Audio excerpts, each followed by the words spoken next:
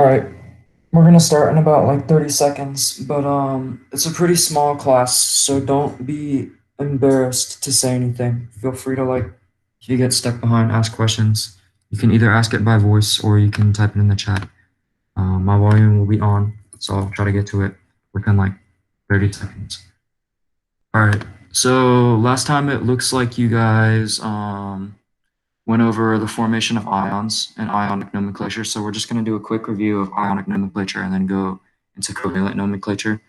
So with ionic compounds, you list the metal first and then the non-metal.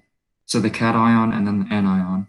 And then you put an "ide" on the suffix, the suffix of the non-metal. So for example, for magnesium chloride, MgCl2, you would use you would just say magnesium chloride because it's chlorine and magnesium. This is the metal and this is the non-metal. But how we know that there's two Cl's is we already know the charge of magnesium because it's right here on the periodic table. It's group 2. So we know that it wants to give away or take 2 electrons. So it has a 2+ charge. And so chlorine, which is group 17 or 7A, it wants to take 1 electron, so it has a -1 charge. So in order to match the charges and be stable, it forms magnesium chloride. So yeah, that's this information here.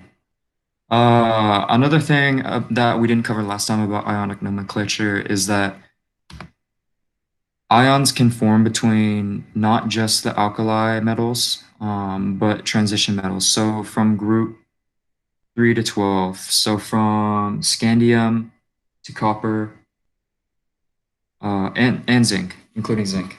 So from scandium to zinc and down, these can form ionic compounds. And the charges of these transition metals, these are the transition metals. It varies differently. So they're not set like these rows here.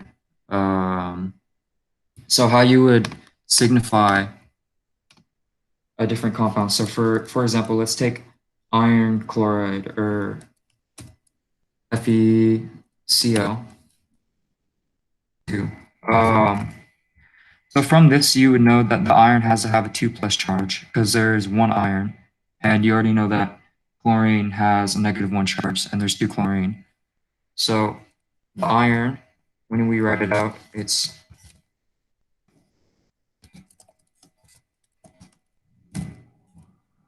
chloride. So we would write the charge of the transition metal across it in Roman numerals. And let's say this were a different transition metal, for example, cobalt. And let's take fluoride, I guess. Actually, no, that's a better example. Let's take oxygen. Let's say there's 2 oxygen. These are just theoretical. So some transition metals have different tendencies, but I don't know those tendencies. I'd have to take transitional Maxon, chemistry, but yeah. sorry to interject, but on the for the periodic table, can you use the dynamic thing called dynamic periodic table so they can actually see what the abbreviation stands for? It should be the first. Yeah. Yeah, it's the first one. No, not in images, just in all. The first website. Oh, okay. Yeah, you can like hover over the element and it actually gives you what they That's are. nice. Yeah, sorry. Yeah, so this is cobalt. This is the one I was using, and this is iron. Yeah. So you would write this out as the metal, so cobalt, and we'll write the charge later. And then oxide, because it's iron, or it's oxygen, you get rid of the gen because it's the second syllable, it's the suffix. You replace it with "ide." And then you know that oxygen is here on the periodic table. It's group 16. So it has 6 valence electrons and wants to take 2. So you know that it has a -2 charge when it becomes an ion. So there's 2 oxygens. So multiply 2 by -2, it's -4. So cobalt would have to be Roman numeral for 4, because it would have to have a 4 plus charge. It's taking 4 electrons from oxygen. Okay.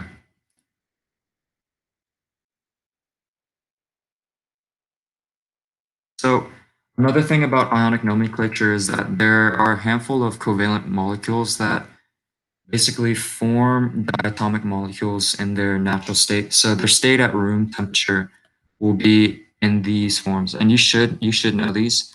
They're the diatomic gases, and then also bromine and iodine. So these nonmetals are too reactive to exist as lone atoms, so they basically form diatomic molecules with themselves, and they have no polarity, meaning there's we'll go over that later. But yeah, they're very unreactive. Well, no, that's actually not true, but they're stable. So covalent nomenclature, we went over that last time, I guess.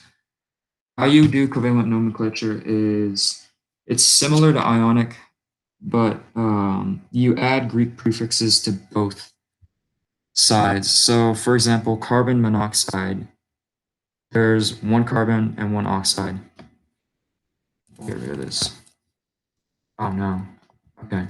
Well, it's just CO, right? So this carbon monoxide. Instead of cation anion, you write the least electronegative. So it's acting as the most positive, and then the most electronegative, which would be oxygen. So on the periodic table, you see that oxygen is a very, very electronegative element. And compared to carbon, carbon is less electronegative. So you'd write the least electronegative first, and then actually, let's just write this first. And then you'd write oxygen, right? You do the same thing with ionic nomenclature where you add the "ide."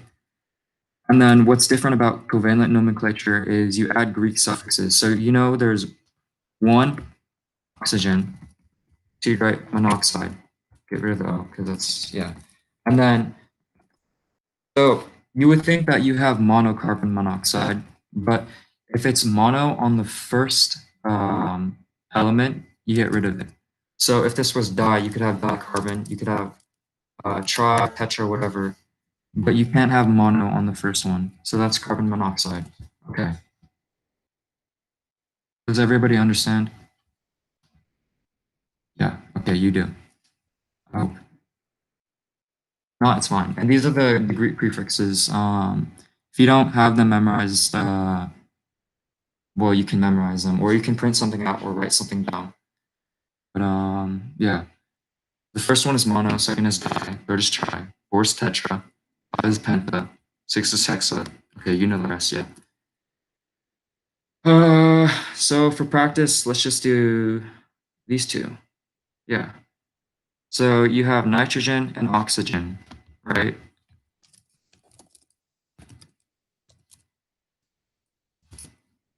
Add the "ide" from the second element, and then you can add the Greek prefixes. So nitrogen, and then I think it was 7, right?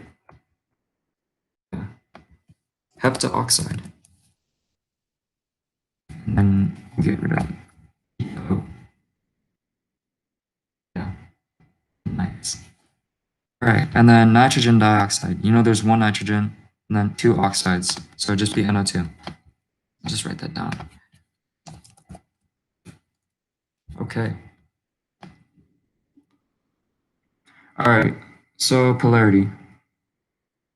Bonding is about basically filling and stabilizing the valence energy levels through transferring or sharing electrons. Remember that pretty much in normal chemistry, you'll see bonding as 8, so the octet rule, where elements want to fill their octet either through ionic or covalent bonding, meaning in ionic, ions will give away or take an electron. And in covalent, they'll overlap their orbitals and share the same space. But either way, they end up with 8 electrons. But even with a stable structure, electrons are still moving around. being pulled by different atoms due to their differences in electronegativity. So remember that electronegativity is basically the ability to attract electrons. So let's look on the periodic table. Electronegativity increases from left to right and up. So fluorine is the most electronegative element. It wants to take electrons the most. And the opposite of that would be like hydrogen in this area, because these want to give away electrons. Remember that they have a plus charge. So when they form ions, they want to give away an electron, and electrons have a negative charge, right? So when they lose the electron, they have a positive charge. Let's write that out real quick. So uh, this is lithium as a solid. So you have solid lithium. And then let's say you add it to water or something. I don't know. What would basically happen is it becomes an ion. So lithium plus.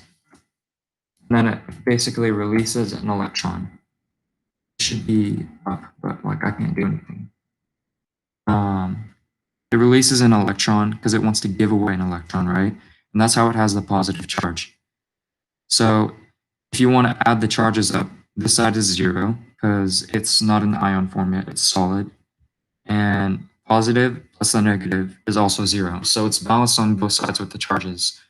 So the electron has to come from somewhere. So when it's forming an ion, it releases an electron and gets a positive charge because it's losing one negative charge. Okay, I hope that makes sense. All right. So the unbalanced poling due to differences in electronegativity, it creates regions that are slightly more negative and regions that are slightly more positive. And these are called dipoles. So substances that have a positive and negative dipole, so two dipoles, are considered to be polar. Hence the two poles. While substances without these regions are nonpolar.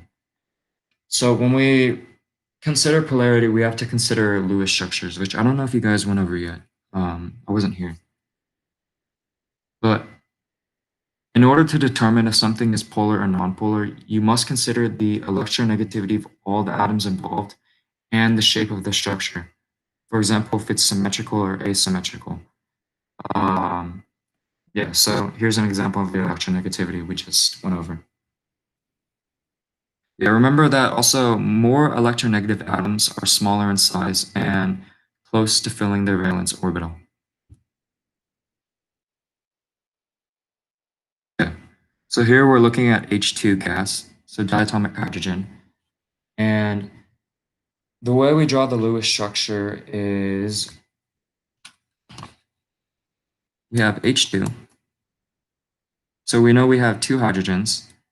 And how many electrons correspond to hydrogen? Well, it's in group 1. It has one proton. So for its normal state, there should be one electron for each hydrogen. So that's 2 electrons. Fix my mouse, right? So you can draw it like this. And we know that this is a nonmetal, right? Hydrogen is a nonmetal. So what happens is they share an electron orbital in the same space, and that creates covalent bonding. It really shouldn't be this far away because, well, actually, it doesn't matter, but yeah. So you can either write that out as this. Sorry for my sloppiness. I'm just using a basic mouse. Or, wait. Okay.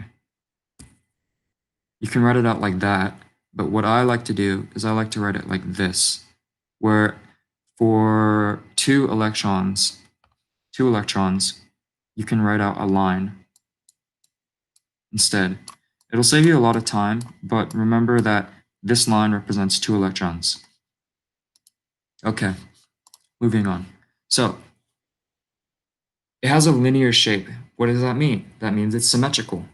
So when you're forming a dipole, you have to consider the difference in electronegativity. Well, it's diatomic, so it's the same element.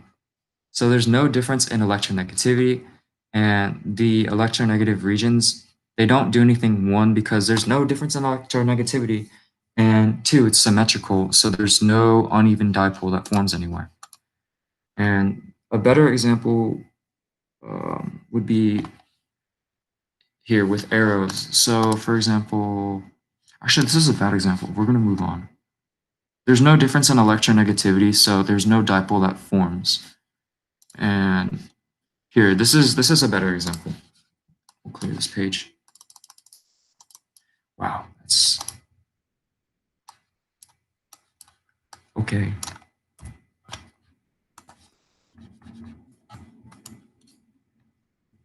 How do you?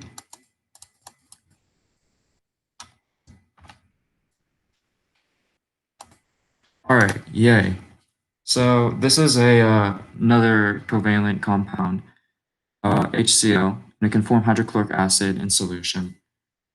So if we draw up the Lewis structure, it's hydrogen, which is in group 1, so it wants to give away 1. And we have chlorine, which is in group 17, so it wants to get 1, so they both have negative, positive. So when you draw that out, you get la-di-da, and that. Basically what happens there, oh, you could consider this ionic as well, because basically they're transferring electrons between two ions, but it's a little complicated. So what happens here is it forms this, as hydrogen basically donates an electron to chlorine, and it becomes stable there. But what happens is hydrogen is very electropositive, while chlorine is very electronegative. So it forms a dipole where we write like this. Just erase this real quick. Right? So we know that hydrogen is positive. We know that chlorine is negative. So it forms a dipole from positive to negative. And there's a difference in electronegativity, as you can see from this. And the structure is symmetrical, but with one dipole. So hopefully we get an example of where the dipoles cancel out. Skip ahead to this, and then we'll go back to this. But in this example, it's carbon dioxide, and that forms basically a linear shape. So there's a difference in electronegativity between oxygen and carbon, as you can see here. But because the Lewis structure, the shape of the compound is symmetrical, so carbon is straight, it's linear. The dipoles, the differences in electronegativities, they cancel out, and it becomes nonpolar. Whereas you see this water, hydrogen dioxide, it's no, yeah, dihydrogen monoxide, yeah, water. Um, you see that it's a bent geometry because it has two lone pairs, and basically they push the bonding between hydrogen and oxygen outwards, and it creates a bent geometry. And so these differences between electronegativities, these dipoles, they can form an overall dipole where this is the more negative end. These arrows should actually be reversed because it always goes from positive to negative, I thought. Maybe not. Yeah, it goes from positive to negative. Yeah, so these arrows should be outwards, but you can see that this is the negative end because oxygen is electronegative while hydrogen is electropositive. So if we go from positive to negative, these dipoles don't cancel out and they form an overall dipole that goes in this direction.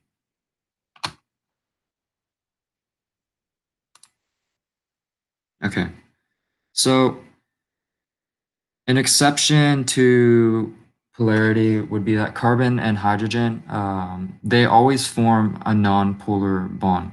So although on the periodic table, there is a difference in electronegativity between these two, and there's a difference in distance as well. God, you can see that in carbohydrate compounds. So compounds of C and H, they're generally nonpolar because CH bonds are nonpolar. So yeah, this is symmetrical and it's nonpolar. All right, intermolecular forces. So polarity and intermolecular forces, they're a very interchangeable terms, or they're very interchangeable terms where the reason compounds are polar is because they have intermolecular forces, and I'll explain what that means in a minute. So ionic and covalent bonds, they're the physical glue between atoms. They hold atoms together, so that's why they're intramolecular forces. They're in between atoms. Uh, But within stable structures, the slight difference in electronegativity creates polar regions that's felt between neighboring particles, which is called intermolecular forces. So intra would be within atoms, and then inter would be between compounds. So if you have two compounds of water, right? This should be oxygen, so it's negative, positive. This will not bond with another water molecule, but it'll interact with it in that the positive regions of this second water molecule, they're attracted to the negative regions of this first one. So you can write that as a dashed line, whereas in the structure of a single compound, you could have these bold lines, whereas intermolecular forces you represent by this dashed line. So these two are attracted, but they're not bonding. Yeah, it's due to electrostatic attraction and repulsion. Ooh, I need to hurry up. Yeah, I do need to hurry up. So yeah, this is the positive end, this is the negative end, and as you can see, opposites are attracted, but not bonded. So the Cl will attract to the HCl, or to the H on the HCl, and so on. Okay. Yeah, you can. This is like a better written or illustration. Mine was written, so it's not as neat. Um, so there's three different types of intermolecular forces. The one we just went over is dipole-dipole.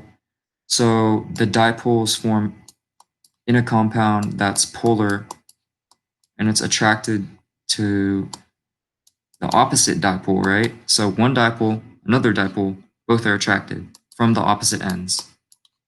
Oh, oop, oop.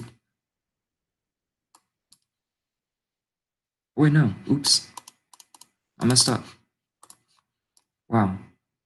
Okay. But yeah, arrows, they always go from positive to negative, remember.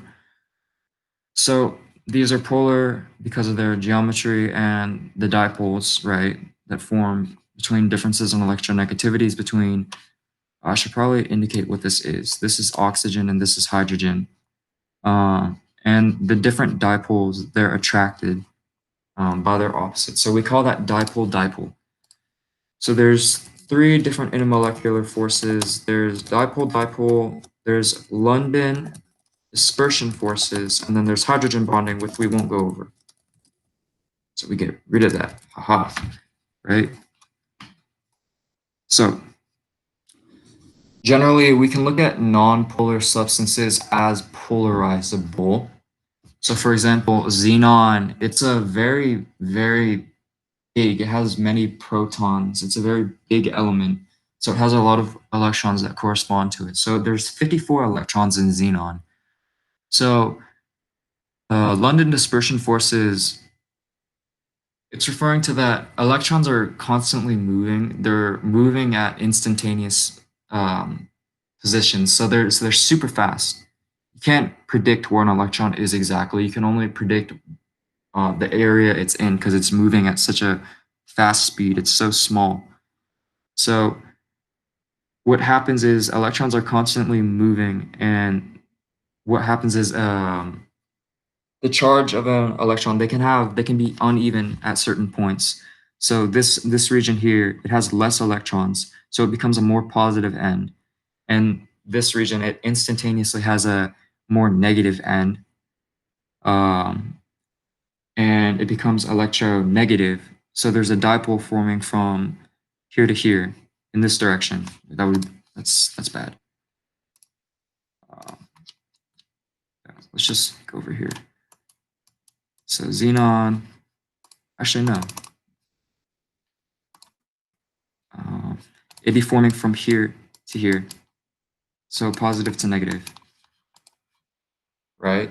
And so if there's xenon right next to it, let's say there's a xenon here, the electronegative end of this side will make this side electropositive. So uh, how it does that is it basically these electrons by electropropulsive forces, because electrons they're the same charge, so they don't want to stay together. It pushes the electrons in the opposite or the adjacent xenon, and it forms a positive and a negative end.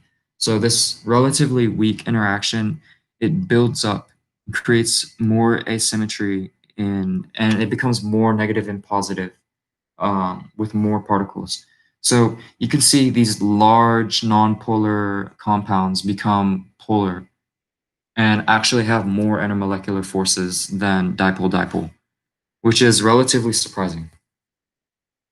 So with intermolecular forces and polarity, you can basically examine the bulk properties of pure substances, which is like the type of bond, the particle arrangement, and intermolecular forces. And you can see the properties of substances such as density, color, conductivity, strength, etc. So metals are dense, shiny, conductive. They're dense because they pack very closely together due to electrostatic attraction. Um, they're shiny because they have a sea of electrons. They're conductive because they also have a sea of electrons. And they're close together, but they're not fixed, so they're not brittle. They're very malleable. You can bend them. Crystals they have electrostatic forces that arrange their particles into larger superstructures, so they're geometric. And when they break along geometric planes. They're not flexible like metal. They fracture. But for example, diamond it's a strong network covalent solid, so it has covalent bonds with every carbon atom, so it's very strong. Um, so that's why its melting point is very high because it takes a lot of heat to break it apart. And then iron atoms, they're based on electrostatic attraction, but they're not physically attached to each other. Whereas diamond is covalently bonded, so it takes less energy to melt it into a different phase. Okay, why does it take more energy to boil water than hydrochloric acid? Water has a greater difference in electronegativity. It's very polar, whereas hydrochloric acid is polar. And therefore, water has stronger intermolecular forces between the molecules compared to hydrochloric acid. So, water, the difference in negativity between oxygen and hydrogen. Um, Oxygen is more electronegativity negative than chlorine. So, there's a greater difference in electronegativity, and it's more polar. So the intermolecular forces they're stronger, and the compounds are more attracted in general. So that makes water a stronger compound as compared to hydrochloric acid. Yeah. Diamond is stronger compared to graphite based off its arrangement. They're both made of carbon. They're covalent compounds that are bonded together, but they're arranged differently. Whereas diamond is it's a structure with carbon bonded together, whereas graphite it's in sheets, so it's easier to break. It's more brittle. And some plastics are flexible because they have long polymer chains, and they're held in place by intermolecular forces, but they can slide past each other, which makes them flexible. So some polymers have cross-linking between chains, which makes them less flexible and harder. So ice floats. It's less dense than surrounding liquid water. Um, that's based off of its arrangement as a structure. So liquid water molecules, they stick close together and align themselves based off intermolecular forces. So this would be ice, whereas this would be water. It's less dense, as you can see. The compounds, the molecules are more spaced apart, so it would float. Uh, yeah. Okay. We're gonna move on to basic stoichiometry and reactions now. So physical changes are different than chemical changes, where physical changes are changes in shape, size, phase, which is basically solid, liquid, gas. So melting something down from solid to liquid is change in phase. Whereas a chemical change, it involves fundamentally changing the identity of a substance. So it's like rearranging the elements a substance consists of. So it's the making or breaking of chemical bonds and the rearrangement of atoms to make something new, right? So a good example of that would be melting compared to burning. So when you burn paper, it's a combustion reaction. You're forming carbon, smoke, da da da, and you're burning up the paper. Whereas melting something down, you're not burning anything. Nothing is reacting. It's just changing phase. So in order for a chemical reaction to actually occur, there has to be favorable collisions that have enough energy to make or break the bonds. And what that means is, I wish I could clear this easier. Basically, when something bonds, so let's have some random element. These are atoms, right? They have to collide with each other, hit, and then form bonds. So in order for that bond to form, it has to be a favorable collision with the correct orientation. But you don't need to know that yet. So to improve the number of favorable interactions, we can work with different phases of matter that move particles more easily because we want to increase the number of reactions. For example, if you have a block of metal and some water, it's going to be hard for that to react, right? Because there's less surface area, less atoms are actually bouncing between each other.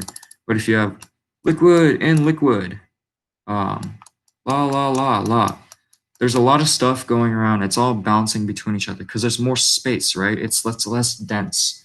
There's more particles hitting each other.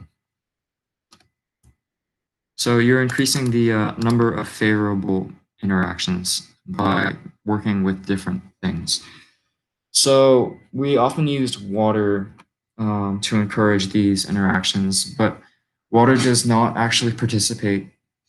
What we're talking about is generally ionic reactions. So substances mixed in water are called aqueous. All right, we'll get back to this in a minute, but you can tell when a chemical reaction actually happens by changes in color, the release of energy, or the absorption of energy. So if you feel a glass, which I would recommend being very careful with, because some reactions can release a lot of heat and burn you. Um, there could be a change in the temperature of the beaker or the container you're using. Formation of bubbles, so gas. Formation of solids, so you see like precipitate forming in the reaction mixture. And changes in odor. I wouldn't recommend smelling a reaction directly because you can burn yourself.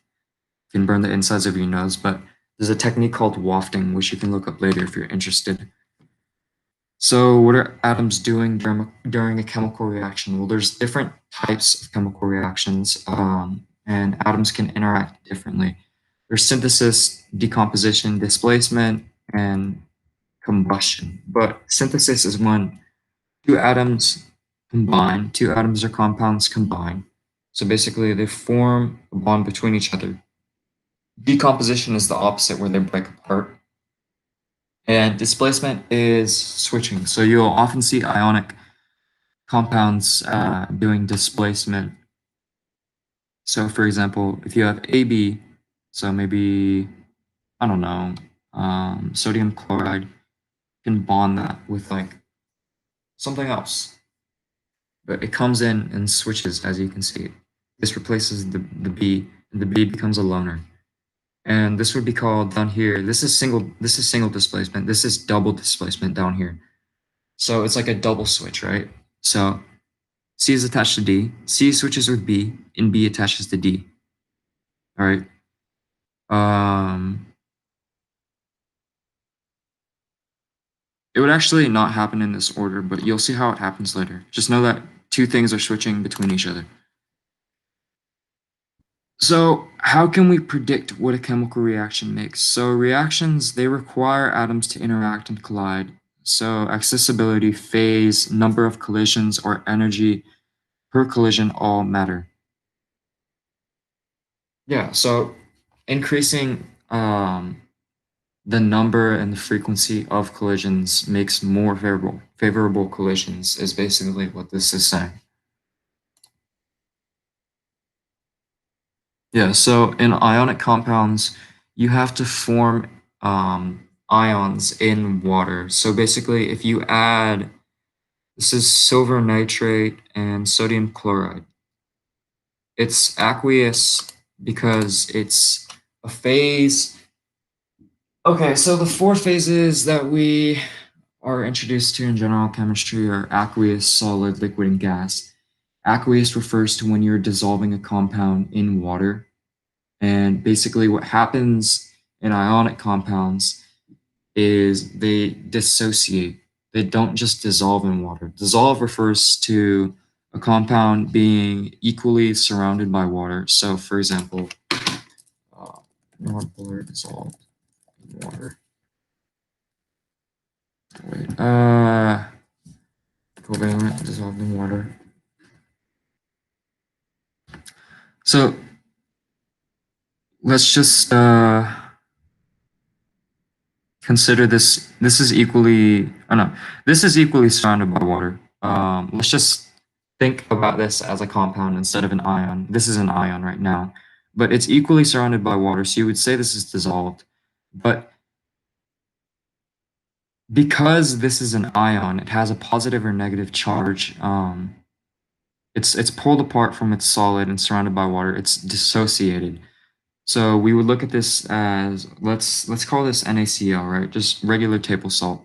The Na would be the positive, the Cl would be the negative. Right now, this solid doesn't have a charge, but when this gets pulled apart into water, it forms ions that do have a charge. The two different ions, they dissociate. They, oh no, they dissociate. They get pulled into two separate ions in water, and they get surrounded by water. All right, hope that makes sense. But now, once the different ions are in water, they're alone, right? They're alone with their charges. They can interact with each other. So these two, they can do a double displacement between Na and nitrate and Cl and silver, between cation and anion. Remember, positive and negative. So this is an example of that. These two compounds as aqueous solutions, they would, Na would switch with nitrate, or no, Na would switch with silver and bond with nitrate, and silver would switch with nitrate, or sodium, my God, and it would bond with chloride. That's this. I think you guys went over ionic bonding already, so you should understand this. If you don't, please let me know, because I can help you. It's a small class. It's not that many people. Okay. This is another ionic compound. So these dissociate in solution and they interact. All right. Well, it might be confusing to you because it has three atoms in it. but remember that or three compounds in it. But remember that it's two elements still. So it acts the same way. What I mean by that is it's SrCl2. Um, yeah. Although there's three atoms, it's still positive, negative, negative, right? And they still interact the same way in water to switch like a double displacement.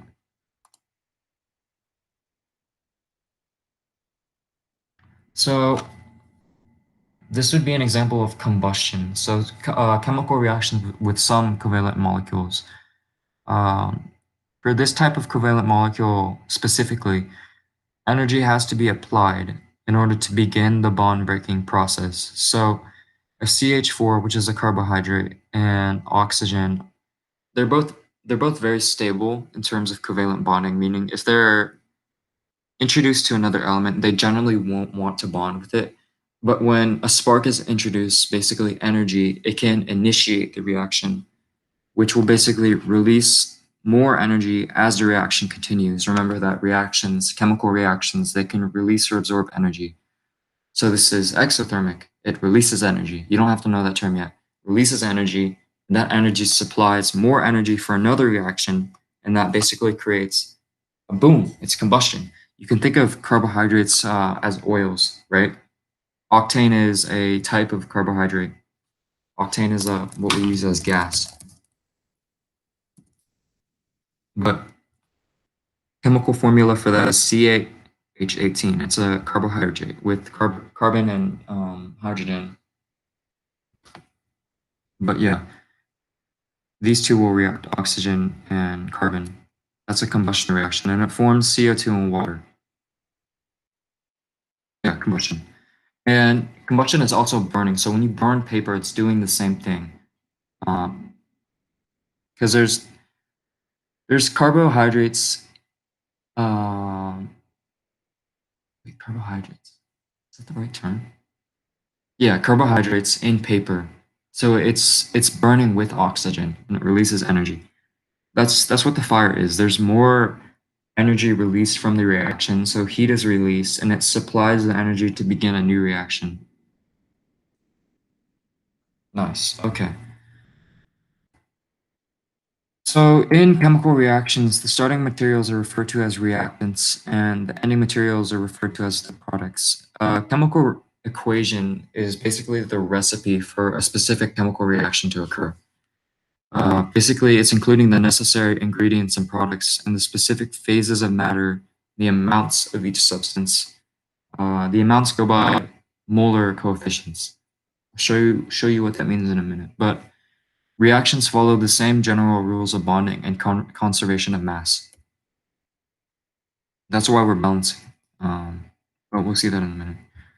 So when we have solid magnesium reacting with aqueous hydrochloric acid, basically what happens is it produces H2, the diatomic gas, and MgCl2. So we'd refer to this side as the reaction, the reactants, and this side as the products. So if you're looking at this, you might wonder why isn't the mass or the atoms conserved? We're not in chemical reactions. We generally don't change the elements. The same elements exist from start to finish. They're in a different arrangement though. So in this, the number of hydrogen and chlorine atoms before the reaction doesn't match the after. So how we have to solve this is basically we use molar coefficients. We balance the chemical equation. Yeah, bonding rules tell us that H is a diatomic molecule. Okay, this sentence is something different, but um, you know that hydrogen gas is formed because H is a diatomic molecule, while Ng and Cl bond ionically. So you know that magnesium, it's here on the periodic table. It's an alkaline earth metal, so it has a 2+ charge as an ion. these want to form ions. So you know it has a tendency to be an ion, right? And you have hydrochloric acid, which is already ionic. It's aqueous. Um, there's hydrogen and chlorine, which form ions in water. And so, because you know that these three are already dissociated in water, what will happen is magnesium will switch around with H because that's the only thing it can do, right? To form MgCl2, and you have to match the charges, right? Oh man, I wish this had steps. It would be so much clearer for you guys. But show you how to do this in a minute. You know that magnesium has a switch with H, like a single displacement, right? And it'll form MgCl. And you get the 2 because Cl has a -1 charge. It's right here, you know? It's group 17, 7a, and it wants to take 1 electron to complete its octet. It's a 7, it wants to get to 8, right? So it's a -1 charge. This is the opposite. It wants to get to um, 8. It has 2 extra. So it wants to give it away, right? So this gives away 2 electrons. This takes 1 electron. And it forms a stable structure. So you want the charges to be equal, right? You need 2 CLs, two minus charges, 2 positive charges, right? So that forms an aqueous solution. And now we have the hydrogen left over. Let's ignore this 2 for a second. And we know that hydrogen has the tendency to become a diatomic molecule. So it will do that. There's H2. It will form with another H. So this is not balanced, so the next step would be balancing it. This is saying the same thing. Law of conservation of mass has to be followed. Each element has to be conserved from this side to this side. So the way you do that is magnesium stays the same, right? Chlorine is different. So you'd write 2 here, right? To match it with this. You know what? I'm going to copy this. I hope it copies. Okay. Well, that's too small. So you have magnesium matching. So for now, you can assume that it'll stay the same. And you want to match the chlorine on both sides. So what you do here is you'll write 2. So this is pretty simple so far. And now you can see the hydrogen. It's matched on both sides. So you can write that as a 1 because it's on its own. So you know that's not going to go anywhere. And then now you're done. So you can finish off and write 1, and you're done. That's what this is saying. If you don't follow, if you don't understand, please let me know now. Because I can reteach. And we're going to finish up in about like 5-10 minutes. All right. So that's balanced, right? And another good way to do that is you can form a chart, right? So what I used to do when I was starting out is, oh, I wish I could draw on this. I would have my products on this side. No, oh my God. I'd have my reactants on this side. I'd have my products on this side, right? Now let's say this isn't balanced yet. I would have each element, I'd write them out. And then I'd basically multiply each to get them equal to each other. And that's what you can do to practice when you're beginning. If that makes any sense. So the steps to writing a complete chemical reaction would be to identify the reactants and the products, including their states. First write the unbalanced chemical equation. And in order to do this, you have to know how compounds interact. For example, ionic, covalent, they tend to form diatomic molecules if they're aqueous. And you use the coefficients to balance the equations. So you don't change the formulas, but only the amounts of each substance. Because changing the formulas would change the arrangement, which is basically a different chemical. So then you can check the amounts of atoms based on the law of conservation of mass. meaning if it's the same mass on both sides, it's conserved. But if you have the same number of each atom, it should be conserved either way. And that's what the molar coefficients are for. Okay, this is another instance. This is not balanced yet. You have K that's equal. You have iodine that's not equal. And you have chlorine that's not equal. So what you do is you add 2 to this side. And then because now the K isn't matching up, there's 2 potassium ions to match it on this side. So now potassium match, chlorine matches, iodine doesn't match. There's 2 iodine, 2 iodine. Yes, it matches. So you'd have 1, 2, 1, 2. Nice. All right.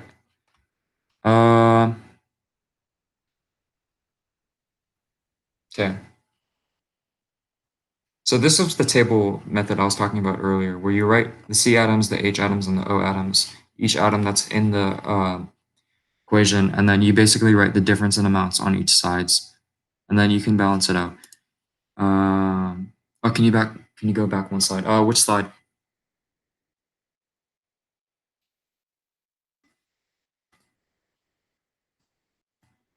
Slide 23.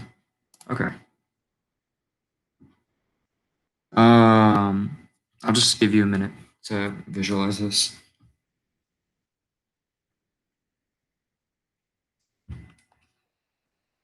In fact, I'll wait like 20 seconds. We're gonna stop at like 4:05, so we have a good 10 minutes left.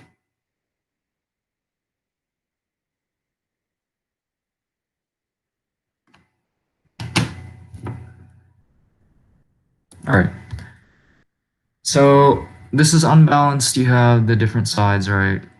You want to match. Sorry. You want to match the chlorine on both sides. So you add 2 to this side, 2, and then that would make the K 2 on this side, right? Um, Gosh, it's hard to do this on the computer.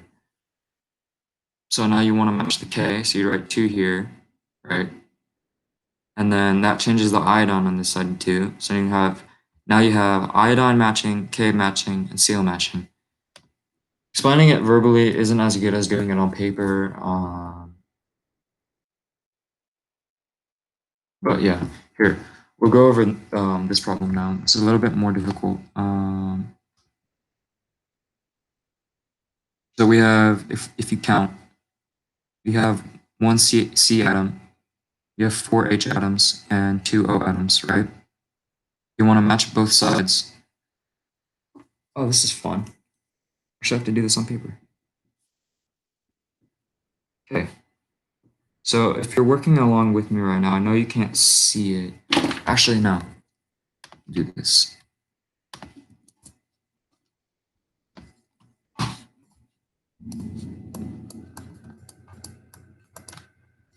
You guys understand this and you want me to just move on.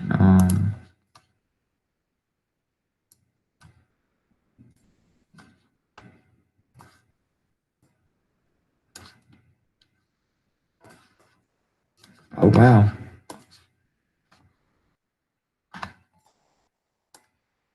I'm skipping writing the phase because in this problem it's not important, but generally in most reactions you want to practice writing the phase, and it's important most of the time. So, but for now it doesn't matter.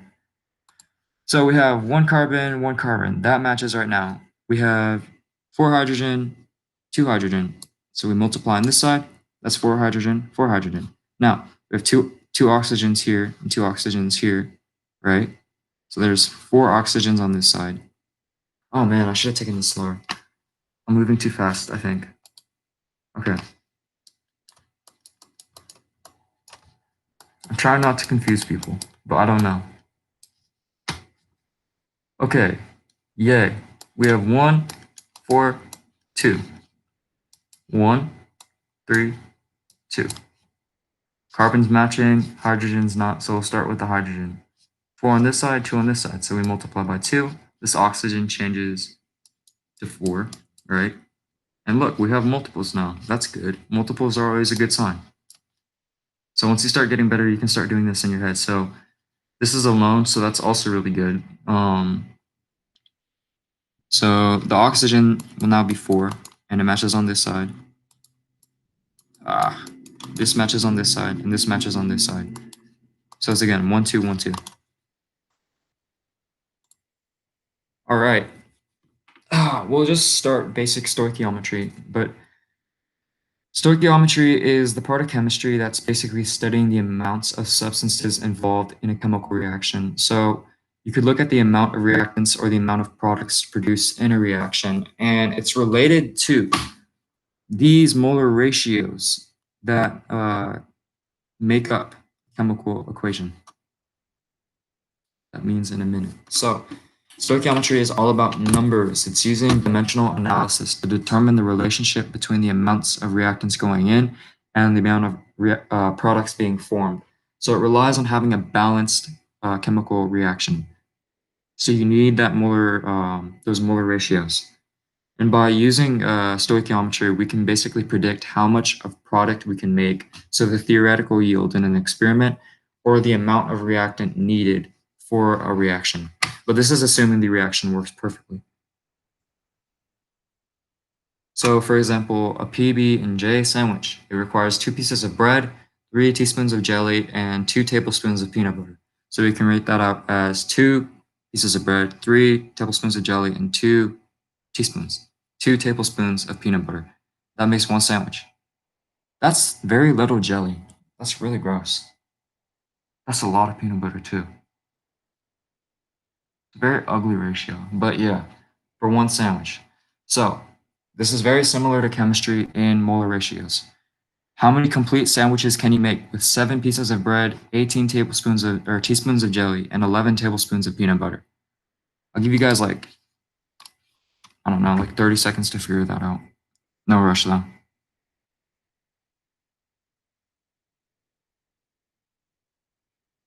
Yeah, okay, it's not that hard. If you didn't get it though, it's fine. But you look at this, it's much smaller compared to these. You can make three sandwiches because you have 7 pieces of bread. That makes um 3 sandwiches because there's 2 pieces of bread each. And then this you can make with this you can make 6 sandwiches, 18 divided by 3, 6. Yeah, and then so on. But this would be the limiting reactant because you have the least amount of sandwiches or the least amount of bread that could make the total amount of sandwiches. So this runs out first, right? Okay. How many pieces of bread and how much jelly would you need if you had 8 tablespoons of peanut butter? Um, I don't know. All right. So if you had 8 tablespoons of peanut butter, I'll give you guys like 30 seconds for this, right?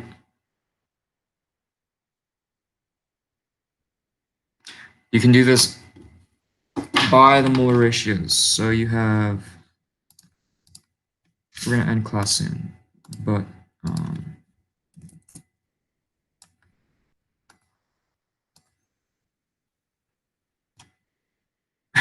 bread.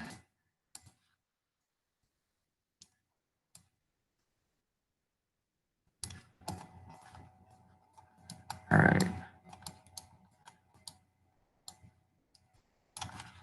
Yeah. So 8 tablespoons of peanut butter. That's times 4 for 1 sandwich, right? Or for 4 sandwiches. But yeah. Now, if we multiply this by 4, 12. I forgot what that is. That's jelly. 12 teaspoons of jelly. 8 slices of bread. That gives you 4 sandwiches. So it's still following the same molar ratio. Just like with the PB&J example, we use the balanced chemical reaction to predict the amount of product. So it's following the same recipe for the same amount of product. And we have to remember that different substances with different ratios. Okay, we have to remember that different substances have different ratios. So it's unfair to compare mass directly. Therefore, we have to compare the number of moles. So you can't use mass for this. Different substances have different masses for 1 mole. So you can't compare mass directly. So you have to compare the number of moles for each substance, right? Makes sense. Okay.